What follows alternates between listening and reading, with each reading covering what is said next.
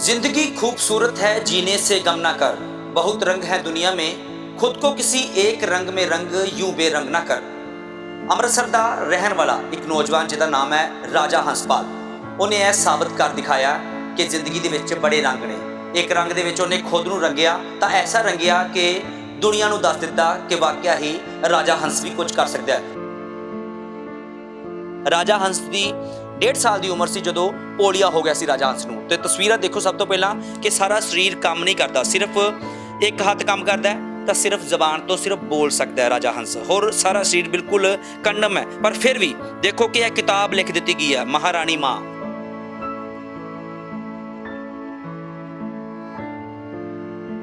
ਕੀ ਹੋਇਆ ਜੇ ਲੱਤਾਂ ਨਾਲ ਮੈਂ ਤੁਰ ਨਹੀਂ ਸਕਦਾ, ਦਿਮਾਗ ਨਾਲ ਮੈਂ ਅੰਬਰੀ ਉਡਾਰੀਆਂ ਭਰਦਾ ਹਾਂ।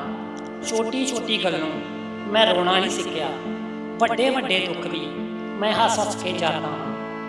ਔਕੜਾਂ ਤਾਂ ਬਹੁਤ ਨੇ ਜੋ ਤੋੜਨਾ ਚਾਹੁੰਦੀਆਂ ਨੇ ਮੈਨੂੰ, ਮੁਕਾਬਲਾ ਭਾਵੇਂ ਔਖਾ ਹੈ ਪਰ ਨਾਲ ਹੌਸਲੇ ਲੜਦਾ ਹਾਂ ਮੈਂ। ਚੜ੍ਹਦੀ ਕਲਾ ਵਿੱਚ ਰਹਿਣ ਦੀ ਗੁਰਬਾਣੀ ਤੋਂ ਮੈਂ ਸੇਧ ਲਈ, ਜਦ ਵੀ ਮਨ ਡੋਲੇ ਹਰੀ ਪੜ੍ਹਦਾ ਹਾਂ ਮੈਂ। ਗਮਾਂ ਦੀ ਨੁਮਾਇਸ਼ ਕਰਨਾ ਨਹੀਂ ਫਿਤਰਤ ਮੇਰੀ, ਗਮਾਂ ਦੀ ਨੁਮਾਇਸ਼ ਕਰਨਾ ਨਹੀਂ ਫਿਤਰਤ ਮੇਰੀ। ਖੁਸ਼ ਰਹਿ ਕੇ ਖੁਸ਼ੀਆਂ ਵੰਡ ਸਕਾਂ ਸਭ ਨੂੰ, ਇਹੀ ਕੋਸ਼ਿਸ਼ ਕਰਦਾ ਹਾਂ ਮੈਂ। ਖੁਸ਼ ਰਹਿ ਕੇ ਖੁਸ਼ੀਆਂ ਵੰਡ ਸਕਾਂ ਸਭ ਨੂੰ, ਇਹੀ ਕੋਸ਼ਿਸ਼ ਕਰਦਾ ਹਾਂ। ਤਾਂ ਕਿਤਾਬ ਜਿਹੜੀ ਲਿਖੀ ਹੈ, ਕਿਤਾਬ ਦੇ ਵਿੱਚ ਅਸੀਂ ਕਿੰਨੀਆਂ ਕਵਿਤਾਵਾਂ ਜਿਹੜੀਆਂ ਨੇ ਇਸ ਵੇਲੇ ਦੀ ਇਸ ਕਿਤਾਬ ਦੇ ਵਿੱਚ? ਇਹ ਜੀ ਕਹਾਣੀ ਕਿਤਾਬ ਆ, ਇਹਦੇ ਵਿੱਚ ਟੋਟਲ ਆਪਾਂ 18 ਕਹਾਣੀਆਂ ਸ਼ਾਮਿਲ ਕੀਤੀਆਂ ਹੈ। ਹਰ ਵਿਸ਼ੇ ਤੇ ਕਹਾਣੀਆਂ ਮੋਬਾਈਲ ਤੇ ਹੀ ਟਾਈਪ ਕਰਦਾ ਹਾਂ, ਕਿਉਂਕਿ ਇੱਕ ਹੱਥ ਨਾਲ ਹੀ ਮੇਰਾ ਚੱਲਦਾ ਹੈ, ਇੱਕ ਬਾਂਹ ਦੇ ਸਹਾਰੇ ਮੈਂ ਬੈਠਾ ਹੁੰਦਾ ਹੈ ਸਪੋਰਟ ਦੇ ਕੇ। ਸੋ ਸਾਰਾ ਮੋਬਾਈਲ 'ਚ ਹੀ ਟਾਈਪ ਕਰਦਾ ਹਾਂ।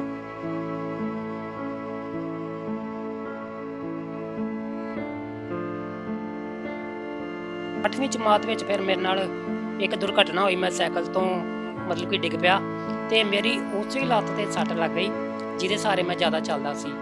ਉੱਥੇ ਫ੍ਰੈਕਚਰ ਹੋ ਗਿਆ ਅਤੇ ਉਸ ਤੋਂ ਬਾਅਦ ਕਹਿ ਲਓ ਕਿ ਫਿਰ ਮੇਰਾ ਚੱਲਣਾ ਬਿਲਕੁਲ ਹੀ ਅਸੰਭਵ ਹੋ ਗਿਆ।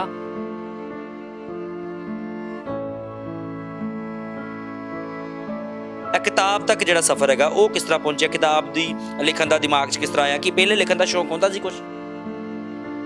ਜਦੋਂ ਮੈਂ ਗੀਤ ਲਿਖਣ ਲੱਗਾ ਅਤੇ ਉਹਨਾਂ ਦਿਨਾਂ ਵਿੱਚ ਇੱਕ ਨਾਮੀ ਕਲਾਕਾਰ ਸੀ ਜੋ ਕਿਸੇ ਮੇਰੇ ਜਾਣਕਾਰ ਦੇ ਥਰੂ ਘਰ ਆਏ ਸਾਡੇ, ਅਤੇ ਉਹਨਾਂ ਨੇ ਮੇਰੇ ਗੀਤਾਂ ਦੀ ਉਦੋਂ ਬਹੁਤ ਪ੍ਰਸ਼ੰਸਾ ਕੀਤੀ। ਅਤੇ ਕਹਿ ਲਓ ਬਸ ਉਹੀ ਟਰਨਿੰਗ ਪੁਆਇੰਟ ਸੀ ਕਿ ਜੋ ਮੈਨੂੰ ਲਿਖਣ ਦੀ ਉਦੋਂ ਚੇਟਕ ਲੱਗ ਗਈ।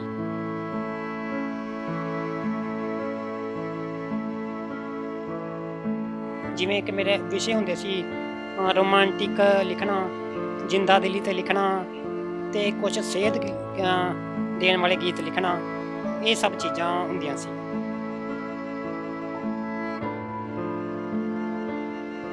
ਗੈਂਗ ਦਾ ਮੈਂ ਆਪਣੇ ਲੀਡਰ ਨਹੀਂ, ਰੱਖਦਾ ਕੋਲ ਮੈਂ ਫੁੱਲ ਅਸਲਾ, ਇੱਕ ਦੇ ਜ਼ੋਰ ਨਾਲ ਹੱਲ ਕਰਦਾ ਨਹੀਂ ਹਰ ਇੱਕ ਮਸਲਾ।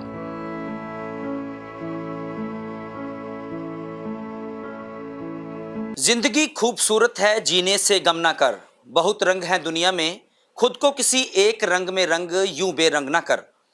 ਅੰਮ੍ਰਿਤਸਰ ਦਾ ਰਹਿਣ ਵਾਲਾ ਇੱਕ ਨੌਜਵਾਨ ਜਿਹਦਾ ਨਾਮ ਹੈ ਰਾਜਾ ਹੰਸਪਾਲ, ਉਹਨੇ ਇਹ ਸਾਬਤ ਕਰ ਦਿਖਾਇਆ ਕਿ ਜ਼ਿੰਦਗੀ ਦੇ ਵਿੱਚ ਬੜੇ ਰੰਗ ਨੇ।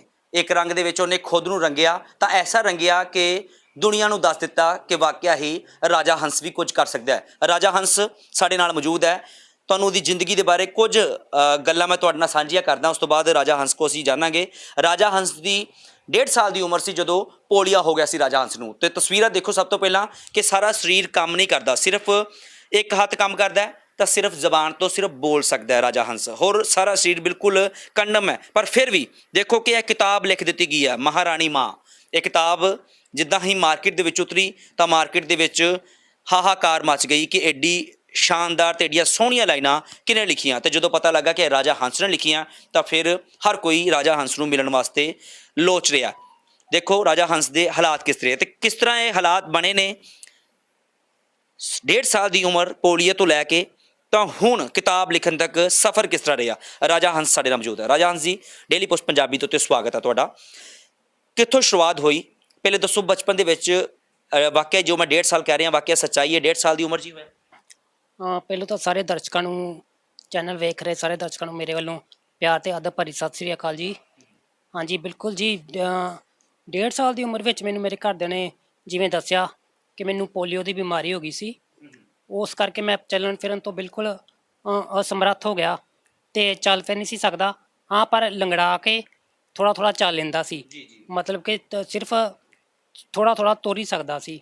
ਤੇ ਬਸ ਫਿਰ ਉਸ ਤਰ੍ਹਾਂ ਹੀ ਮੈਂ ਤੁਰਦਾ ਰਿਹਾ। ਫਿਰ ਸਕੂਲ ਦੀ ਹੋਇਆ ਮੁਕਾਮ ਸ਼ੁਰੂ, ਸਕੂਲੇ ਗਏ, ਪੜ੍ਹਾਈ ਸ਼ੁਰੂ ਹੋਈ। ਫਿਰ ਚੱਲਦੇ ਜਦੋਂ ਮੈਂ ਇਸ ਤਰ੍ਹਾਂ ਹੀ ਥੋੜਾ ਚੱਲਦੇ 8ਵੀਂ ਤੱਕ ਫਿਰ ਮੈਂ ਪੜ੍ਹਿਆ। ਤੇ 8ਵੀਂ ਜਮਾਤ ਵਿੱਚ ਫਿਰ ਮੇਰੇ ਨਾਲ ਇੱਕ ਦੁਰਘਟਨਾ ਹੋਈ। ਮੈਂ ਸਾਈਕਲ ਤੋਂ ਮਤਲਬ ਕਿ ਡਿੱਗ ਪਿਆ ਤੇ ਮੇਰੀ ਉਸੇ ਲੱਤ ਤੇ ਸੱਟ ਲੱਗ ਗਈ ਜਿਹਦੇ ਸਹਾਰੇ ਮੈਂ ਜ਼ਿਆਦਾ ਚੱਲਦਾ ਸੀ। ਉੱਥੇ ਫ੍ਰੈਕਚਰ ਹੋ ਗਿਆ ਤੇ ਉਸ ਤੋਂ ਬਾਅਦ ਕਹਿ ਲਓ ਕਿ ਫਿਰ ਮੇਰਾ ਚੱਲਣਾ ਬਿਲਕੁਲ ਹੀ ਅਸੰਭਵ ਹੋ ਗਿਆ। ਬਿਲਕੁਲ ਹੀ ਮੇਰੇ ਕੋਲ ਤੁਰਿਆ ਨਹੀਂ ਸੀ ਜਾਂਦਾ ਹੁੰਦਾ। ਮੈਂ ਖੜੇ ਹੋਣਾ ਤੇ ਡਿੱਗ ਪੈਣਾ। ਫਿਰ ਮੈਨੂੰ ਲੱਗਾ ਕਿ ਨਹੀਂ, ਹੁਣ ਕੋਸ਼ਿਸ਼ ਕਰਨਾ ਬੇਕਾਰ ਆ, ਕਿਉਂਕਿ ਜੇ ਕੋਈ ਹੋਰ ਸੱਟ ਪਿੱਟ ਲੱਗ ਗਈ ਤਾਂ ਹੋਰ ਮੁਸ਼ਕਿਲ ਹੋਊਗੀ। ਸੋ ਫਿਰ ਮੈਂ ਬਸ ਫਿਰ ਇਸ ਤਰ੍ਹਾਂ ਪਹਿਲੋਂ ਮੰਜੇ ਤੇ ਰਿਹਾ ਕੁਝ ਸਾਲ, ਫਿਰ ਵੀਲਚੇਅਰ ਤੇ ਆਪਣਾ ਬਹਿ ਕੇ ਤੇ ਜ਼ਿੰਦਗੀ ਬਤੀਤ ਕਰਨ ਲੱਗਾ। ਸੋਚ ਲਿਆ ਕਿ ਹੁਣ ਵੀਲ ਚੇਅਰ ਦੇ ਉੱਤੇ ਜ਼ਿੰਦਗੀ ਕੱਢਣੀ ਪੈ ਸਕਦੀ ਹੈ, ਲੱਗਦਾ ਅੱਗੇ ਵਾਲੀ, ਹੈ ਨਾ? ਹਾਂਜੀ, ਲਗਭਗ ਇਹੀ ਸੋਚ ਹੋ ਗਈ ਸੀ, ਕਿਉਂਕਿ ਸਰੀਰ ਤਾਂ ਪਹਿਲੋਂ ਹੀ ਸੀ ਪੋਲੀਓ ਨਾਲ ਗ੍ਰਸਤ। ਤੇ ਉਸ ਤੋਂ ਬਾਅਦ ਜਦੋਂ ਚੋਟ ਲੱਗ ਗਈ, ਫਿਰ ਜਦੋਂ ਬਿਲਕੁਲ ਖੜਾ ਨਹੀਂ ਹੋਇਆ ਗਿਆ ਤਾਂ ਫਿਰ ਇਹੀ ਲੱਗਾ ਕਿ ਹੁਣ ਵੀਲਚੇਅਰ ਤੇ ਹੀ ਜ਼ਿੰਦਗੀ ਬਿਤਾਉਣੀ ਪਊਗੀ ਜਿੰਨੀ ਵੀ ਹੈ। ਰਾਜਾ ਜੀ, ਮੈਂ ਤੁਹਾਡੀ ਕਿਤਾਬ ਦੇ ਵਿੱਚੋਂ ਚੰਦ ਲੈਣਾ ਪੜ੍ਹੀਆਂ ਸਨ, ਮੈਨੂੰ ਬੜੀਆਂ ਚੰਗੀਆਂ ਲੱਗੀਆਂ। ਦਿਲ ਨੇ ਚਾਹਿਆ ਕਿ ਇਹ ਕਿਤਾਬ ਮੈਂ ਆਪਣੇ ਕੋਲ ਰੱਖਾਂ ਤੇ ਕਰੀਬ 2-4 ਘੰਟੇ ਲਗਾ ਕੇ ਇਹ ਕਿਤਾਬ ਨੂੰ ਪੜ੍ਹਾਂ। ਇੱਕ ਮੋਬਾਈਲ ਦੇ ਵਿੱਚ ਤੁਸੀਂ ਲੈਣਾ ਸੁਣਾ ਰਹੇ ਸੀ, ਆਪਣੇ ਦਰਸ਼ਕਾਂ ਨੂੰ 2-4 ਜੇਕਰ ਤੁਸੀਂ ਲੈਣਾ ਉਹ ਸਾਂਝੀਆਂ ਕਰੋ ਤਾਂ ਚੰਗਾ ਲੱਗੇਗਾ, ਦਰਸ਼ਕਾਂ ਨੂੰ ਵੀ ਚੰਗਾ ਲੱਗੇਗਾ। ਜੀ ਬਿਲਕੁਲ, ਜਿਵੇਂ ਮੈਂ ਤਾਂ ਦੱਸਿਆ ਕਿ ਮੈਂ ਮੋਬਾਈਲ 'ਤੇ ਹੀ ਟਾਈਪ ਕਰਦਾ ਹਾਂ, ਕਿਉਂਕਿ ਇੱਕ ਹੱਥ ਨਾਲ ਹੀ ਮੇਰਾ ਚੱਲਦਾ ਹੈ। ਇੱਕ ਬਾਂਹ ਦੇ ਸਹਾਰੇ ਮੈਂ ਬੈਠਾ ਹੁੰਦਾ ਹੈ ਸਪੋਰਟ ਦੇ ਕੇ। ਸੋ ਸਾਰਾ ਮੋਬਾਈਲ 'ਚ ਹੀ ਟਾਈਪ ਕਰਦਾ ਹਾਂ ਅਤੇ ਇਸ ਤਰ੍ਹਾਂ ਹੀ ਕੁਛ ਜ਼ਿੰਦਗੀ ਦੇ ਪ੍ਰਤੀ ਲਾਈਨਾਂ ਲਿਖੀਆਂ ਮੈਂ ਕਿ ਜਿਸ ਤਰ੍ਹਾਂ ਜ਼ਿੰਦਗੀ ਨੂੰ ਜੀਆ ਜਾਵੇ, ਉਹ ਤੁਹਾਨੂੰ ਸੁਣਾਉਂਦਾ ਹਾਂ। ਉਹ ਲੈਣਾ ਹੈ। ਕੀ ਹੋਇਆ ਜੇ ਲੱਤਾਂ ਨਾਲ ਮੈਂ ਤੁਰ ਨਹੀਂ ਸਕਦਾ, ਦਿਮਾਗ ਨਾਲ ਮੈਂ ਅੰਬਰੀ ਉਡਾਰੀਆਂ ਭਰਦਾ ਹਾਂ। ਛੋਟੀ ਛੋਟੀ ਗੱਲ ਨੂੰ ਮੈਂ ਰੋਣਾ ਨਹੀਂ ਸਿੱਖਿਆ, ਵੱਡੇ ਵੱਡੇ ਦੁੱਖ ਵੀ ਮੈਂ ਹੱਸ ਹੱਸ ਕੇ ਜਾਂਦਾ ਹਾਂ। ਔਕੜਾਂ ਤਾਂ ਬਹੁਤ ਨੇ ਜੋ ਤੋੜਨਾ ਚਾਹੁੰਦੀਆਂ ਨੇ ਮੈਨੂੰ, ਔਕੜਾਂ ਤਾਂ ਬਹੁਤ ਨੇ ਜੋ ਤੋੜਨਾ ਚਾਹੁੰਦੀਆਂ ਮੈਨੂੰ। ਮੁਕਾਬਲਾ ਭਾਵੇਂ ਔਖਾ ਏ ਪਰ ਨਾਲ ਹੌਂਸਲੇ ਲੜਦਾ ਹਾਂ ਮੈਂ। ਚੜ੍ਹਦੀ ਕਲਾ ਵਿੱਚ ਰਹਿਣ ਦੀ ਗੁਰਬਾਣੀ ਤੋਂ ਮੈਂ ਸੇਧ ਲਈ, ਜਦ ਵੀ ਮਨ ਡੋਲੇ ਯਾਰੀ ਪੜ੍ਹਦਾ ਹਾਂ ਮੈਂ। ਗਮਾਂ ਦੀ ਨੁਮਾਇਸ਼ ਕਰਨਾ ਨਹੀਂ ਫਿਤਰਤ ਮੇਰੀ, ਗਮਾਂ ਦੀ ਨੁਮਾਇਸ਼ ਕਰਨਾ ਨਹੀਂ ਫਿਤਰਤ ਮੇਰੀ। ਖੁਸ਼ ਰਹਿ ਕੇ ਖੁਸ਼ੀਆਂ ਵੰਡ ਸਕਾਂ ਸਭ ਨੂੰ, ਇਹੀ ਕੋਸ਼ਿਸ਼ ਕਰਦਾ ਹਾਂ ਮੈਂ। ਖੁਸ਼ ਰਹਿ ਕੇ ਖੁਸ਼ੀਆਂ ਵੰਡ ਸਕਾਂ ਸਭ ਨੂੰ, ਇਹੀ ਕੋਸ਼ਿਸ਼ ਕਰਦਾ ਹਾਂ ਮੈਂ। ਮੈਂ ਧੰਨ ਜਿਗਰਾ ਕਹਿੰਦਾ ਇਸ ਸ਼ਖਸ ਦਾ, ਇਸ ਨੌਜਵਾਨ ਦਾ, ਕਿ ਇਹ ਦੁੱਖ ਹੀ ਨੇ। ਇਹ ਜਿਹੜਾ ਦੁੱਖ ਵਾ ਸਾਰਾ ਸਿਰਫ ਇੱਕ ਬਾਂਹ ਦੇ ਨਾਲ ਹੀ ਸਾਰਾ ਕੁਝ ਕੀਤਾ ਜਾ ਰਿਹਾ। ਪਰ ਫਿਰ ਵੀ ਗੱਲ ਕੀਤੀ ਜਾ ਰਹੀ ਹੈ ਖੁਸ਼ੀਆਂ ਵੰਡਣ ਦੀ, ਕਿ ਮੈਂ ਲੋਕਾਂ ਨੂੰ ਖੁਸ਼ੀਆਂ ਵੰਡਣਾ ਚਾਹੁੰਦਾ ਤਾਂ ਵੰਡਦਾ ਪਿਆ। ਬੜੇ ਵੱਡੇ ਹੌਂਸਲੇ ਦੀ ਗੱਲ ਹੁੰਦੀ ਆ। ਇਹ ਗੱਲ ਬਿਲਕੁਲ ਸਹੀ ਕੀ ਹੈ ਕਿ ਜਿਹੜੀ ਜਾਨ ਹੁੰਦੀ ਹੈ ਉਹ ਦਿਮਾਗ ਦੇ ਵਿੱਚ ਹੋਣੀ ਚਾਹੀਦੀ ਹੈ, ਦਿਲ ਦੇ ਵਿੱਚ ਜਾਨ ਹੋਣੀ ਚਾਹੀਦੀ। ਸਰੀਰਾਂ ਵਿੱਚ ਕੁਝ ਨਹੀਂ ਆ। ਜੇਕਰ ਸਰੀਰ ਨਹੀਂ ਵੀ ਹੈਗਾ ਤਾਂ ਫਿਰ ਵੀ ਇੰਨਾ ਹੌਂਸਲਾ ਬੁਲੰਦ ਕਰਨ ਦੀ ਹਿੰਮਤ ਰੱਖਦਾ ਹੈ ਰਾਜਾ ਹੰਸਪਾਲ। ਰਾਜਾ ਜੀ ਜਦੋਂ ਵੀਲ ਚੇਅਰ ਦੇ ਉੱਤੇ ਆ ਗਏ ਸੀ, ਉਸ ਤੋਂ ਬਾਅਦ ਇਹ ਕਿਤਾਬ ਤੱਕ ਜਿਹੜਾ ਸਫ਼ਰ ਹੈਗਾ ਉਹ ਕਿਸ ਤਰ੍ਹਾਂ ਪਹੁੰਚਿਆ? ਕਿਤਾਬ ਦੀ ਲਿਖਣ ਦਾ ਦਿਮਾਗ 'ਚ ਕਿਸ ਤਰ੍ਹਾਂ ਆਇਆ? ਕਿ ਪਹਿਲੇ ਲਿਖਣ ਦਾ ਸ਼ੌਂਕ ਹੁੰਦਾ ਸੀ ਕੁਛ? ਜੀ ਹਾਂਜੀ, ਜਦੋਂ ਮੈਂ 7ਵੀਂ 8ਵੀਂ ਵਿੱਚ ਪੜ੍ਹਦਾ ਹੁੰਦਾ ਸੀ ਤਾਂ ਉਦੋਂ ਸਕੂਲ ਵਿੱਚ ਇੱਕ ਹੈਪੀ ਮੀਟਿੰਗ ਹੁੰਦੀ ਸੀ। ਉਹਦੇ ਵਿੱਚ ਜਦੋਂ ਮੈਂ ਤੁਹਾਨੂੰ ਇਹ ਦੱਸਣ ਲੱਗਾ ਕਿ ਸ਼ੌਂਕ ਮੈਨੂੰ ਕਿਵੇਂ ਪੈਦਾ ਹੋਇਆ, ਉਹਦੇ ਵਿੱਚ ਉਦੋਂ ਮੈਂ ਇੱਕ ਗੀਤ ਗਾਇਆ ਤਾਂ ਉਹ ਗੀਤ ਨੂੰ ਸਾਰੇ ਸਕੂਲ ਵਿੱਚ ਬਹੁਤ ਸਲਾਹਿਆ ਗਿਆ, ਮਤਲਬ ਕਿ ਬਹੁਤ ਜ਼ਿਆਦਾ ਉਹਦੀ ਪ੍ਰਸ਼ੰਸਾ ਹੋਈ। ਬਸ ਉਸ ਤੋਂ ਮੈਨੂੰ ਨਾ ਫਿਰ ਲਿਖਣ ਦੀ ਚੇਟਕ ਲੱਗੀ। ਪਹਿਲੋਂ 2-2 4-4 ਲਾਈਨਾਂ ਲਿਖਣੀਆਂ, ਫਿਰ ਹੌਲੀ ਹੌਲੀ ਕਰਦੇ ਕਰਦੇ ਸ਼ੇਅਰ ਲਿਖਣ ਲੱਗਾ। ਫਿਰ ਸ਼ੇਅਰ ਤੋਂ ਮੇਰਾ ਰੁਝਾਨ ਗੀਤਾਂ ਵੱਲ ਹੋਇਆ ਅਤੇ ਜਦੋਂ ਮੈਂ ਗੀਤ ਲਿਖਣ ਲੱਗਾ ਅਤੇ ਉਹਨਾਂ ਦਿਨਾਂ ਵਿੱਚ ਇੱਕ ਨਾਮੀ ਕਲਾਕਾਰ ਸੀ ਜੋ ਕਿਸੇ ਮੇਰੇ ਜਾਣਕਾਰ ਦੇ ਥਰੂ ਘਰ ਆਏ ਸਾਡੇ, ਅਤੇ ਉਹਨਾਂ ਨੇ ਮੇਰੇ ਗੀਤਾਂ ਦੀ ਉਦੋਂ ਬਹੁਤ ਪ੍ਰਸ਼ੰਸਾ ਕੀਤੀ। ਅਤੇ ਕਹਿ ਲਓ ਬਸ ਉਹੀ ਟਰਨਿੰਗ ਪੁਆਇੰਟ ਸੀ ਕਿ ਜੋ ਮੈਨੂੰ ਲਿਖਣ ਦੀ ਉਦੋਂ ਚੇਟਕ ਲੱਗ ਗਈ। ਅਤੇ ਫਿਰ ਗੀਤ ਕੋਈ ਉਸ ਤਰ੍ਹਾਂ ਦਾ ਜਿਹੜਾ ਹੈਗਾ ਦਿਮਾਗ ਵਿੱਚ ਜਿਹਦੀ ਪ੍ਰਸ਼ੰਸਾ ਹੋਈ ਵੀ ਹੈ, ਉਹ ਗੀਤ ਬਹੁਤ ਵਧੀਆ ਸੀ ਇਸ ਤਰ੍ਹਾਂ? ਹਾਂਜੀ, ਉਦੋਂ ਉਹਨਾਂ ਨੇ ਕਾਫੀ ਗੀਤ ਮੇਰੇ ਸਿਲੈਕਟ ਵੀ ਕੀਤੇ ਅਤੇ ਬਹੁਤ ਉਹਨਾਂ ਨੇ ਵਡਿਆਇਆ ਵੀ, ਅਤੇ ਕਾਫੀ ਗੀਤ ਉਦੋਂ ਮੈਂ ਉਹਨਾਂ ਦਿਨਾਂ ਵਿੱਚ ਲਿਖੇ ਵੀ। ਜਿਵੇਂ ਕਿ ਮੇਰੇ ਵਿਸ਼ੇ ਹੁੰਦੇ ਸੀ ਰੋਮਾਂਟਿਕ ਲਿਖਣਾ, ਜਿੰਦਾ ਦਿਲੀ ਤੇ ਲਿਖਣਾ, ਤੇ ਕੁਝ ਸੇਧ ਦੇਣ ਵਾਲੇ ਗੀਤ ਲਿਖਣਾ। ਇਹ ਸਭ ਚੀਜ਼ਾਂ ਹੁੰਦੀਆਂ ਸੀ। ਹਾਂਜੀ। ਉਸ ਤੋਂ ਬਾਅਦ ਫਿਰ ਜਦੋਂ ਗੀਤ ਲਿਖਣ ਦੀ ਤੁਹਾਨੂੰ ਜਿਸ ਤਰ੍ਹਾਂ ਕਹਿ ਰਹੇ ਕਿ ਗੀਤ ਪਹਿਲਾਂ ਲਿਖਿਆ, ਕਾਫੀ ਤਾਰੀਫ ਹੋਈ, ਤਾਂ ਕਿਤਾਬ ਜਿਹੜੀ ਲਿਖੀ ਹੈ, ਕਿਤਾਬ ਦੇ ਵਿੱਚ ਅਸੀਂ ਕਿੰਨੀਆਂ ਕਵਿਤਾਵਾਂ ਜਿਹੜੀਆਂ ਨੇ ਇਸ ਵੇਲੇ ਦੀ ਇਸ ਕਿਤਾਬ ਦੇ ਵਿੱਚ ਲਿਖੀ? ਇਹ ਜੀ ਕਹਾਣੀ ਕਿਤਾਬ ਆ। ਇਹਦੇ ਵਿੱਚ ਟੋਟਲ ਆਪਾਂ 18 ਕਹਾਣੀਆਂ ਸ਼ਾਮਿਲ ਕੀਤੀਆਂ ਹੈ।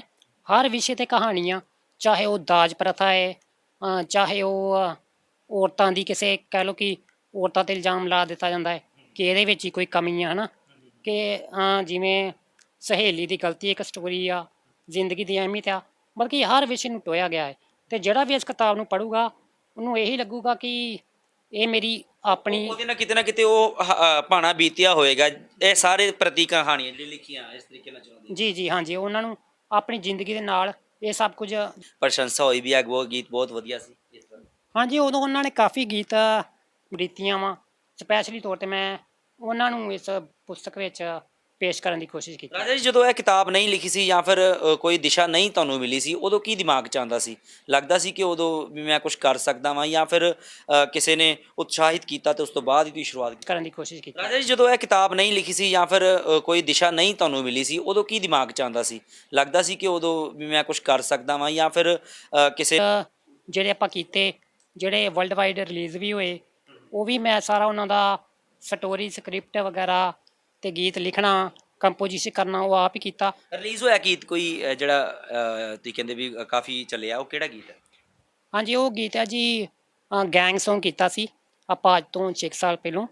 ਉਸ ਨੂੰ ਹਾਂਜੀ, ਉਹ ਗੀਤ ਹੈਗਾ ਸੀ ਕਰਨ ਦੀ ਕੋਸ਼ਿਸ਼ ਕੀਤੀ। ਰਾਜਾ ਜੀ, ਜਦੋਂ ਇਹ ਕਿਤਾਬ ਨਹੀਂ ਲਿਖੀ ਸੀ ਜਾਂ ਫਿਰ ਕੋਈ ਦਿਸ਼ਾ ਨਹੀਂ ਤੁਹਾਨੂੰ ਮਿਲੀ ਸੀ, ਉਦੋਂ ਕੀ ਦਿਮਾਗ 'ਚ ਆਉਂਦਾ ਸੀ? ਲੱਗਦਾ ਸੀ ਕਿ ਉਦੋਂ ਵੀ ਮੈਂ ਕੁਝ ਕਰ ਸਕਦਾ ਵਾਂ, ਜਾਂ ਫਿਰ ਕਿਸੇ। ਤੇ ਕਾਫੀ ਉਹਨਾਂ ਦਿਨਾਂ ਵਿੱਚ ਮਕਬੂਲ ਹੋਇਆ ਸੀ ਗੀਤ। ਤੇ ਹਾਂਜੀ, ਉਸ ਆਪ ਹੀ ਕੀਤਾ ਸੀ ਉਦੋਂ ਵੀ। ਹੁਣ ਕੀ ਸੇਧ ਕੀ ਦੇਣਾ ਚਾਹੁੰਦੇ ਜੇ ਨੌਜਵਾਨਾਂ ਨੂੰ? ਬੜੇ ਨੌਜਵਾਨ ਨੇ, ਜ਼ਿਆਦਾਤਰ ਬਹਾਨਾ ਉਹਨਾਂ ਦੇ ਦਿਮਾਗ 'ਚ ਇਹੋ ਹੁੰਦਾ ਕਿ ਕਾਰੋਬਾਰ ਹੈਗਾ ਨਹੀਂ, ਕਰੀਏ ਕੀ, ਕੋਈ ਦਿਸ਼ਾ ਲੱਭਦੀ ਨਹੀਂ ਪਈ, ਕਰੀਏ ਕੀ। ਇਹ ਜ਼ਿਆਦਾਤਰ ਸੋਚ 'ਚ ਪਏ ਨੇ ਲੋਕ, ਨਸ਼ਿਆਂ ਵੱਲ ਤੁਰ ਪਏ ਨੇ। ਉਹਨਾਂ ਨੂੰ ਅਸੀਂ ਕੀ ਸੇਧ ਦੇਣਾ ਚਾਹੁੰਦੇ ਹਾਂ? ਕਿਉਂਕਿ ਤੁਸੀਂ ਚਾਹੋ ਤੇ ਇਹ ਕਹਿ ਵੀ ਸਕਦੇ ਜੀ ਕਿ ਮੈਂ ਕੁਝ ਨਹੀਂ ਕਰ ਸਕਦਾ, ਤੇ ਤੁਹਾਨੂੰ ਕਿਸੇ ਨੇ ਕੁਝ ਕਹਿਣਾ ਵੀ ਨਹੀਂ, ਪਰ ਫਿਰ ਵੀ ਤੁਸੀਂ ਅਗਾਂਹ ਮੱਤੀ ਕਰ ਰਹੇ। ਬਿਲਕੁਲ ਜੀ, ਦੇਖੋ, ਜੇ ਜ਼ਿੰਦਗੀ ਸਾਡੀ ਆ ਨਾ, ਤੇ ਜ਼ਿੰਮੇਵਾਰੀ ਵੀ ਸਾਡੀ ਆਪ ਦੀ ਬਣਦੀ ਆ। ਜੇ ਆਪਾਂ ਅੱਜ ਕਹਿ ਦਈਏ ਕਿ ਅੱਜ ਜੀ ਕੰਮ ਹੀ ਨਹੀਂ ਹੈਗਾ, ਜੋਬ ਵੀ ਨਹੀਂ ਹੈਗੀਆਂ, ਪਰ ਅਸੀਂ ਇਹ ਵੇਖੋ ਕਿ ਆਪਾਂ 2 ਦਿਨ ਇੰਟਰਵਿਊ ਦੇਣ ਜਾਂਦੇ ਹਾਂ ਤੇ ਅਗਲੇ 10 ਦਿਨ ਫਿਰ ਆਪਾਂ ਵੇਖਦੇ ਰਹਿੰਦੇ ਹਾਂ ਮੂੰਹ ਚੱਕ ਕੇ ਕਿ ਯਾਰ ਕਦੋਂ ਕਾਲ ਆਊਗੀ। ਤੇ ਆਪਾਂ ਇੱਕ ਦਿਨ ਵਿੱਚ ਹੀ 10 ਇੰਟਰਵਿਊ ਕਿਉਂ ਨਹੀਂ ਦਿੰਦੇ? ਤੇ ਜੇ ਆਪਾਂ 10 ਦਿਨਾਂ ਵਿੱਚ 100 ਇੰਟਰਵਿਊ ਦਈਏ ਤਾਂ ਉਹਨਾਂ ਵਿੱਚ 1-2 ਦੀ ਕਾਲ ਤੇ ਆ ਹੀ ਜਾਊਗੀ। ਸੋ ਆਪਣੀ ਜ਼ਿੰਮੇਵਾਰੀ ਆਪ ਚੱਕਣੀ ਚਾਹੀਦੀ ਆ। ਜਿੰਨੀ ਦੇਰ ਤੱਕ ਆਪਾਂ ਦੂਜੇ ਤੇ ਡਿਪੈਂਡ ਰਹਿੰਦੇ ਹਾਂ, ਉਨੀ ਦੇਰ ਤੱਕ ਕੁਛ ਨਹੀਂ ਹੋ ਸਕਦਾ। ਤੇ ਆਪਣੀ ਜ਼ਿੰਮੇਵਾਰੀ ਜਿਹਦੇ ਨਾਲ ਆਪ ਚੱਕ ਲਾਂਗੇ, ਉਹਦਾ ਜ਼ਰੂਰ ਪਰਮਾਤਮਾ ਵੀ ਸਾਥ ਦੇਊਗਾ, ਕਿਉਂਕਿ ਉਹ ਹੈਗਾ ਨਾ ਕਿ ਆਪਣੀ ਮਦਦ ਆਪ ਕਰੋ ਤੇ ਪਰਮਾਤਮਾ ਹੀ ਤੁਹਾਡੀ ਮਦਦ ਕਰਦਾ ਹੈ। ਸੋ ਗੱਲ ਉੱਥੇ ਟੁੱਕਦੀ ਹੈ ਜੀ। ਰਾਜਪਾਲ ਜੀ, ਕਿੰਨਾ ਸਰੀਰ ਕੰਮ ਕਰਦਾ ਤੁਹਾਡਾ ਇਸ ਵੇਲੇ? ਕਿੰਨੇ %? 20% ਕਹਿ ਲਓ ਜੀ, ਬਾਕੀ 80% ਸਰੀਰ ਮੇਰਾ ਨਹੀਂ ਵਰਕ ਕਰਦਾ। ਨਹੀਂ ਵਰਕ ਕਰਦਾ? ਹਾਂਜੀ। ਤਾਂ ਇਹ 20% ਸਰੀਰ ਵਰਕ ਕਰਦਾ, ਤਾਂ ਕਿਤੇ ਆਣਾ ਜਾਣਾ ਹੋਵੇ ਜਾਂ ਬਾਹਰ ਕਿਤੇ ਵੀ ਅਸੀਂ ਜਾਣਾ ਹੋਵੇ, ਨਹਾਣਾ ਧੋਣਾ ਹੋਵੇ, ਤਾਂ ਫਿਰ ਕਿਸ ਤਰੀਕੇ ਦੇ ਨਾਲ ਪਰਿਵਾਰ ਕਰਦਾ ਸਾਰਾ ਕੁਝ, ਜਾਂ ਫਿਰ ਤੁਸੀਂ? ਹਾਂਜੀ, ਸੇਵਾ ਸਾਂਭ ਤਾਂ ਸਾਰੀ ਜੀ ਪਰਿਵਾਰ ਨੂੰ ਕਰਨੀ ਪੈਂਦੀ ਆ। ਮੈਂ ਇਸ ਗੱਲ ਨੂੰ ਖੁਦ ਨੂੰ ਬਹੁਤ ਕਹਿ ਲਓ ਕਿ ਭਾਗਾਂ ਵਾਲੀ ਸਮਝਦਾ ਹੈ ਕਿ ਮੇਰੇ ਪਰਿਵਾਰ ਦਾ ਹਮੇਸ਼ਾ ਮੇਰੇ ਨਾਲ ਸਪੋਰਟ ਰਿਹਾ ਹੈ, ਮੇਰੇ ਨਾਲ ਪਿਆਰ ਰਿਹਾ ਹੈ। ਕਿਸੇ ਵੀ ਗੱਲ ਦੀ, ਕਿਸੇ ਵੀ ਤਰ੍ਹਾਂ ਉਹਨਾਂ ਨੇ ਮੈਨੂੰ ਘਾਟ ਨਹੀਂ ਆਉਣ ਦਿੱਤੀ। ਅਤੇ ਤਾਂ ਹੀ ਮੈਂ ਸੋਚਦਾ ਕਿ ਇੱਕ ਗੁਮਨਾਮ ਜਿਹਾ ਲੜਕਾ ਗੁਰਪ੍ਰੀਤ ਸਿੰਘ ਅੱਜ ਇੱਕ ਲੇਖਕ ਦੇ ਤੌਰ ਰਾਜਾ ਹੰਸਪਾਲ ਜੇ ਬਣ ਸਕਿਆ, ਅਤੇ ਉਹ ਸਭ ਮੇਰੇ ਪਰਿਵਾਰ ਦੀ ਸਾਥ ਹੀ ਸੀ, ਉਹਨਾਂ ਦਾ ਸੇਵਾ ਭਾਵਨਾ ਹੀ ਸੀ ਜਿਨ੍ਹਾਂ ਨੇ ਮੇਰਾ ਕੀਤਾ। ਅੱਗੇ ਕੀ ਕਰਨਾ ਚਾਹੁੰਦੇ ਹੁਣ, ਕੀ ਸੋਚਿਆ? ਬਸ ਜੀ, ਪਲੈਨਿੰਗ ਤਾਂ ਕੋਈ ਨਹੀਂ ਆ, ਪਰ ਜਿੰਨੀ ਦੇਰ ਤੱਕ ਰਹੂੰਗਾ ਕੁਝ ਨਾ ਕੁਝ ਕਰਦਾ ਰਹੂੰਗਾ ਕਿ ਹਾਂਜੀ, ਵਿਹਲੇ ਨਹੀਂ ਰਹਿਣਾ, ਕੁਛ ਨਾ ਕੁਛ ਕਰਦੇ ਰਹਿਣਾ ਜੀ। ਹਾਂਜੀ, ਵੱਡੀ ਗੱਲ ਹੈ ਕਿ ਕੁਝ ਨਾ ਕੁਝ ਕਰਦਾ ਰਹਾਂਗਾ, ਚਾਹੇ ਹੱਥ ਇੱਕ ਹੀ ਚੱਲਦਾ ਪਿਆ, ਚਾਹੇ ਸਿਰਫ ਬੋਲਣ ਵਾਸਤੇ ਜ਼ਬਾਨ ਹੀ ਰੱਬ ਨੇ ਸਹੀ ਦੇ ਰੱਖੀ ਹੈ, ਬਾਕੀ ਸਾਰਾ ਕੁਝ ਫੇਲ ਕਰ ਦਿੱਤਾ ਹੈ। ਪਰ ਹਿੰਮਤ ਜਿਹੜੀ ਹੈ ਅਜੇ ਤੱਕ ਰਾਜਾ ਹੰਸਪਾਲ ਦੀ ਉਸੇ ਤਰੀਕੇ ਨਾਲ ਕਿ ਜਦੋਂ ਤੱਕ ਸਾਹ ਚੱਲਦੇ ਨੇ, ਜਦੋਂ ਤੱਕ ਹੱਥ ਪੈਰ ਚੱਲਦੇ ਨੇ, ਉਦੋਂ ਤੱਕ ਮੈਂ ਲਗਾਤਾਰ ਕੁਝ ਨਾ ਕੁਝ ਕਰਦਾ ਰਹਾਂਗਾ। ਤਾਂ ਮਾਂ ਬਾਪ ਦੇ ਨਾਲ ਗੱਲਬਾਤ ਕਰਕੇ ਦੇਖਦੇ ਆ, ਕਿਉਂਕਿ ਵੱਡੇ ਹੌਸਲੇ ਜਿਹੜੇ ਨੇ ਸਭ ਤੋਂ ਪਹਿਲਾਂ ਮਾਤਾ ਤੇ ਉਸ ਤੋਂ ਬਾਅਦ ਪਿਤਾ ਦਿੰਦੇ ਨੇ ਕਿ ਮੈਂ ਬੈਠਾ ਵਾਂ ਪੁੱਤਰਾ, ਤੂੰ ਜਿਸ ਤਰੀਕੇ ਦੇ ਨਾਲ ਜ਼ਿੰਦਗੀ ਜੀਣਾ ਚਾਹੁੰਦਾ ਜੀਏਗਾ। ਕਦੀ ਬੋਝ ਤੇ ਨਹੀਂ ਲੱਗਾ? ਜੀ ਨਹੀਂ ਬੋਝ ਨਹੀਂ ਲੱਗਾ। ਮੇਰਾ ਇਹ ਬੇਟਾ ਸਭ ਤੋਂ ਜ਼ਿਆਦਾ ਲਾਇਕ ਹੈ, ਪੜ੍ਹਨ 'ਚ ਵੀ ਹੁਸ਼ਿਆਰ ਸੀ ਤੇ ਹੋਰ ਕੰਮਾਂ ਵਿੱਚ ਹੁਸ਼ਿਆਰ ਹੈ। ਇਹਦੀ ਰੁਚੀ ਬਹੁਤ ਹੈ। ਜਦੋਂ ਇਹਦੇ ਦੋਸਤ ਆਉਂਦੇ ਆ ਉਹਨਾਂ ਨੂੰ ਹਸਾਉਂਦਾ ਹੈ। ਇਹਨਾਂ ਗੱਲਾਂ ਬਾਤਾਂ ਕਰਦੇ ਆ, ਬਹੁਤ ਚਿਰ ਇਹਨਾਂ ਨਾਲ ਗੱਲਾਂ ਬਾਤਾਂ ਕਰਦੇ ਆ, ਫਿਲਮਾਂ ਦੀਆਂ ਵੀ ਹੋਰ ਵੀ ਸਾਰੀਆਂ ਗੱਲਾਂ ਕਰਦੇ ਨੇ। ਤੇ ਇਹ ਖੁਸ਼ ਹੁੰਦਾ, ਇਹ ਕਹਿੰਦਾ ਕਿ ਮੈਂ ਜੇ ਕਿਸੇ ਨੂੰ ਕੁਛ ਦੇ ਨਹੀਂ ਸਕਦਾ, ਕਮ ਸੇ ਕਮ ਮੈਂ ਖੁਸ਼ੀ ਤੇ ਦੇ ਸਕਦਾ ਨਾ, ਕਿਸੇ ਨੂੰ ਚੰਗੀ ਸਿਹਤ ਦੇ ਸਕਦਾ। ਜਿਸ ਤਰ੍ਹਾਂ ਕੋਈ ਨਸ਼ੇ ਕਰਦੇ ਆ ਜਾਂ ਬੱਚੇ ਜਾਂ ਕੁਛ ਕਰਦੇ ਆ, ਉਹਨਾਂ ਨੂੰ ਮੈਂ ਚੰਗੀ ਸਿਹਤ ਦੇਵਾਂ ਕਿ ਉਹ ਵੀ ਆਪਣੇ ਮਾਪਿਆਂ ਦੇ ਚੰਗੇ ਪੁੱਤਰ ਬਣਨ ਜਿੱਦਾਂ ਮੈਂ ਆ। ਮੈਂ ਕੁਛ ਨਹੀਂ ਕਰ ਸਕਦਾ ਆਪਣੇ ਮਾਪਿਆਂ ਲਈ, ਪਰ ਮੈਂ ਇੱਕ ਕਿਤਾਬ ਲਿਖੀ ਆ ਆਪਣੇ ਮਾਪਿਆਂ ਨੂੰ ਲਿਖ ਕੇ ਦਿੱਤੀ ਆ। ਇਹ ਕਮਾਈ ਆ ਮੇਰੀ, ਇਹ ਕਮਾਈ ਵਾਕਈ ਗੁਰਪ੍ਰੀਤ ਸਿੰਘ ਦੀ, ਰਾਜਾ ਹੰਸਪਾਲ ਦੀ ਇਹ ਕਮਾਈ ਆ ਜੋ ਉਹਨੇ ਸਾਨੂੰ ਦਿੱਤੀ ਆ, ਸਾਡੇ ਪੁੱਤਰ ਨੇ ਦਿੱਤੀ ਆ। ਸੇਵਾ ਦਾ ਕੋਈ ਨਹੀਂ, ਮਾਂ ਸੇਵਾ ਕਰਨ ਲਈ ਹੁੰਦੀ ਆ। ਹਾਂਜੀ, ਤਾਂ ਮਾਂ ਦਾ ਪੁੱਤ ਚਾਹੇ ਜਿਸ ਤਰ੍ਹਾਂ ਦਾ ਮਰਜ਼ੀ ਹੋ ਜਾਏ, ਮਾਂ ਨੇ ਇਹੋ ਹੀ ਕਹਿਣਾ ਕਿ ਪੁੱਤ ਵਾ ਮੇਰਾ, ਤਾਂ ਇਹਨੂੰ ਸਾਂਭਣ ਵਾਸਤੇ ਮੈਂ ਆਪਣੀ ਜ਼ਿੰਦਗੀ ਫਨਾ ਕਰ ਸਕਦੀ ਹਾਂ। ਇਹ ਹੌਸਲੇ ਮਾਵਾਂ ਦੇ ਹੁੰਦੇ ਨੇ ਤੇ ਮਾਂ ਇਸ ਵੇਲੇ ਬੈਠੀ ਆ। ਮਾਤਾ ਜੀ, ਦਿਨ ਕਿਸ ਤਰ੍ਹਾਂ ਨਿਕਲਦਾ ਵਾ ਰਾਜਾ ਹੰਸਪਾਲ ਦਾ? ਸ਼ੁਰੂਆਤ ਕਿੱਥੋਂ ਹੁੰਦੀ ਹੈ? ਬਾਹਰ ਜਾਣਾ, ਰੋਟੀ ਪਾਣੀ, ਉਹ ਫਿਰ ਸਾਰਾ ਤੁਸੀਂ ਆਪ ਕਰਦੇ ਹੋ? ਹਾਂਜੀ ਸਵੇਰੇ ਜਦੋਂ ਮੈਂ ਉੱਠਦੀ, ਮੈਂ ਇਸ਼ਨਾਨ ਕਰਕੇ ਆਪਣਾ 5 ਬਾਣੀਆਂ ਦਾ ਪਾਠ ਕਰਦੀ ਹਾਂ। ਫਿਰ ਮੈਂ ਇਹਨੂੰ ਉਠਾਉਂਦੀ ਹਾਂ, ਉਠਾ ਕੇ ਫਿਰ ਇਹਨੂੰ ਬਰੱਸ਼ ਕਰਾਉਂਦੀ ਹਾਂ। ਇਹਨੂੰ ਮਤਲਬ ਜੋ ਕੁਛ ਵੀ ਸਵੇਰ ਦਾ ਹੁੰਦਾ ਇਹਨੂੰ ਮੈਂ ਕਰਵਾਉਣੀ ਆ। 1.5-2 ਘੰਟੇ ਰੋਜ਼ ਡਾਕਟਰ ਸਾਹਿਬ ਇੱਥੇ ਲਗਾਉਂਦੇ ਨੇ ਇਸ ਨੌਜਵਾਨ ਦੇ ਉੱਤੇ, ਪੱਟੀਆਂ ਕੀਤੀਆਂ ਜਾਂਦੀਆਂ ਨੇ। ਬਾਪੂ ਜੀ, ਕੋਈ ਗਿਲਾ ਤਾਂ ਨਹੀਂ ਜ਼ਿੰਦਗੀ ਤੋਂ? ਨਹੀਂ ਜੀ, ਆਪਾਂ ਨੂੰ ਕੋਈ ਗਿਲਾ ਨਹੀਂ। ਸਾਨੂੰ ਇਹ ਜਦੋਂ ਖੁਸ਼ੀ ਮਿਲੀ ਹੈ, ਇਹਨੇ ਕਦੀ ਸਾਨੂੰ ਉਦਾਸ ਨਹੀਂ ਹੋਣ ਦਿੱਤਾ। ਜੋ ਵੀ ਮਤਲਬ ਚਾਹੁੰਦਾ ਰਿਹਾ ਵਾ ਇਹਦੇ ਦਿਮਾਗ 'ਚ ਆਵੇ ਆ, ਪਰ ਇਹਨੇ ਸਾਨੂੰ ਅੱਜ ਤੱਕ ਕਦੀ ਵੀ ਦੁਖੀ ਨਹੀਂ ਹੋਣ ਦਿੱਤਾ, ਖੁਸ਼ ਹੀ ਰੱਖਿਆ ਸਾਨੂੰ। ਤਾਂ ਬਿਲਕੁਲ ਵੱਡੀ ਗੱਲ ਹੈ ਕਿ ਅੱਜ ਤੱਕ ਦੁਖੀ ਨਹੀਂ ਹੋਣ ਦਿੱਤਾ। ਤਾਂ ਪੁੱਤ ਇਸੇ ਨੂੰ ਹੀ ਕਹਿੰਦੇ ਨੇ। ਫਿਰ ਕੀ ਹੋਇਆ, ਸਰੀਰ ਕੰਮ ਨਹੀਂ ਕਰਦਾ, ਫਿਰ ਕੀ ਹੋਇਆ, ਜ਼ਿੰਦਗੀ ਨੇ ਸਾਥ ਨਹੀਂ ਦਿੱਤਾ, ਪਰ ਹਿੰਮਤ ਨਹੀਂ ਹਾਰੀ। ਰਾਜਾ ਹੰਸਪਾਲ ਨੇ ਹਿੰਮਤ ਨਹੀਂ ਹਾਰੀ। ਰਾਜਾ ਹੰਸਪਾਲ ਅਜੇ ਵੀ ਕਹਿ ਰਿਹਾ ਕਿ ਇੱਕ ਕਿਤਾਬ ਲਿਖੀ ਆ, ਪਹਿਲਾਂ ਮੈਂ ਸੌਂਗ ਲਿਖਦਾ ਸਾਂ, ਕਵਿਤਾਵਾਂ ਲਿਖਦਾ ਸਾਂ, ਉਸ ਤੋਂ ਬਾਅਦ ਕਿਤਾਬ ਲਿਖੀ ਹੈ, ਤਾਂ ਹੁਣ ਅਗਾਂਹ ਜ਼ਿੰਦਗੀ ਜਿਹੜਾ ਵੀ ਰਾਹ ਦਿਖਾਏਗੀ ਮੈਂ ਉਸ ਰਾਹ ਦੇ ਉੱਤੇ ਚੱਲਾਂਗਾ, ਚਾਹੇ ਉਹ ਜਿੰਨਾ ਮਰਜ਼ੀ ਔਖਾ ਰਸਤਾ ਹੋਵੇ। ਦੇਖਣਾ ਹੋਏਗਾ ਕਿ ਜ਼ਿੰਦਗੀ ਦੇ ਵਿੱਚ ਰਾਜਾ ਹੰਸਪਾਲ ਨੂੰ ਅਗਲਾ ਰਸਤਾ ਕਿਹੜਾ ਮਿਲਦਾ ਹੈ। ਕੈਮਰਾਮੈਨ ਦਿਲੀਪ ਦੇ ਨਾਲ ਸੁਖਚੈਨ ਸਿੰਘ, ਡੇਲੀ ਪੋਸਟ ਪੰਜਾਬੀ, ਅੰਮ੍ਰਿਤਸਰ।